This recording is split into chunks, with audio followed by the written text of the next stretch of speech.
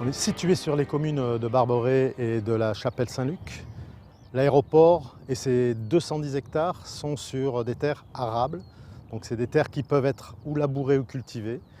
Elle comprend des grandes cultures et des cultures maraîchères sur les 97 hectares à l'extérieur de nos clôtures, mais surtout des prairies naturelles dans les 113 hectares clôturés que l'on peut voir derrière moi. C'est un milieu sec. Certains habitants ont connu dans les années 50 ces prairies avec des vaches et des moutons. C'est en 1932 que la ville de Troyes acquiert dans un premier temps 42 hectares de grandes prairies à l'époque, en 1932, puis 72 hectares en 1935, mais cette fois-ci c'est l'État, et 85 hectares supplémentaires lors d'une deuxième extension. Dans les années 70, la piste revêtue est construite et l'espace de l'aéroport redessiné pour avoir comme emprise 210 hectares, dont 113 hectares clôturés pour éviter certaines collisions d'animaux type sanglier ou chevreuil. Sur l'aéroport de Troyes-en-Champagne, plusieurs actions sont menées. L'installation du borne électrique, la mise en place de ruches avec notre première récolte de miel l'année dernière en 2021, l'installation de jachères fleuries pour la biodiversité, nos abeilles, mais aussi pour les familles auboises.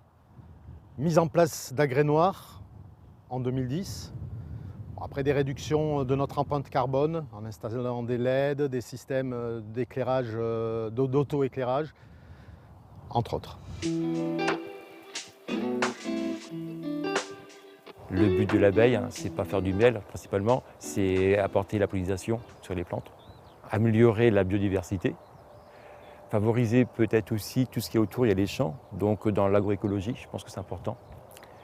L'année dernière, on a eu de la chance d'avoir 2 jachères fleuries, donc des plantes mellifères, qui étaient très bien pour avoir du miel de qualité, du miel toutes fleurs. Cette année, on a récolté notre première mielée la semaine dernière, grâce à des cultures de colza à proximité du rucher.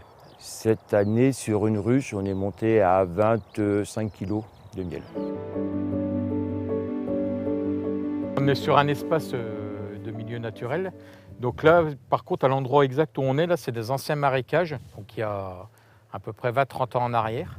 Mais ça fait à peu près 20 ans qu'il n'y a plus du tout d'eau. On est plus sur un espace milieu sec. Tout ce qui est partie herbeuse, c'est entretenu par un agriculteur de la Chapelle-Saint-Luc qui lui après récupère le foin pour ses animaux. Il doit toujours laisser environ à peu près 15 cm d'herbe pour la biodiversité. Nous, en contrepartie, on fauche tout ce qui est piste en herbe et taxiway et aussi, comme on peut le voir là, le long des clôtures. Le rôle du péril animalier, c'est d'éviter avant tout des collisions avec les aéronefs. On a l'effarouchement à l'aide d'un véhicule et d'un haut-parleur pour pouvoir éloigner les animaux quand un avion arrive. On va faire de la prévention du péril animalier sur tous les avions de plus de 12 mètres. Donc tout ce qui est considéré comme avion commercial. Ça se fait en collaboration avec la tour, donc 5 minutes avant l'atterrissage et 5 minutes avant le décollage. Ce qu'on va rencontrer le plus ici sur le terrain, puisque donc les clôtures ne sont pas étanches, on va rencontrer beaucoup de lièvres. Mars, avril, mai, juin, on a des chevreuils qui rentrent aussi. Nous avons beaucoup de pigeons, des perdrix, nous avons des corbeaux. Et justement, plutôt que de retrouver les animaux au milieu des pistes et de se faire impacter par les avions, pourquoi pas les éloigner? On a fait un système d'agrès noirs, comme là derrière moi, vraiment à très loin de la piste. Et là, on s'aperçoit que nous avons quasiment plus de collisions perdrix.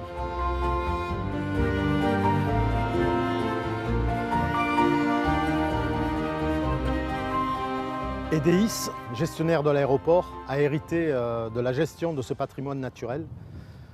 Engagé depuis plusieurs années sur les questions environnementales, nous nous attachons au quotidien à trouver des solutions concrètes et applicables pour promouvoir une vision durable du secteur aérien, mais aussi préserver, voire développer la biodiversité des sites.